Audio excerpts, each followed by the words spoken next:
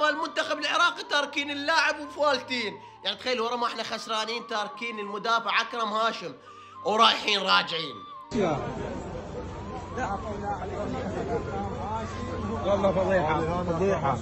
الان اكرم هاشم يتركون المنتخب العراقي ورايحين بالباص، عارفين اللاعب زين رجع اكرم الان راح يرجع للملعب، راح يرجع للملعب.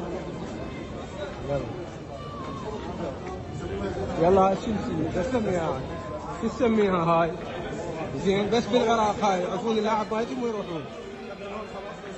والله العظيم كارثه، والله انا مو على الخساره، بالعكس اللعب فوز وخساره، وشوكو مشهور نزل ضد المدرب العراقي هذا يدور مشاهدات. احنا البارحه كنا نحكي كنا نقول احسن مدرب احسن مدرب، اليوم لين خسرنا والله تدورون مشاهدات، والله لا يم الطوبه ولا وطنيين ولا هاي بس مشاهدات.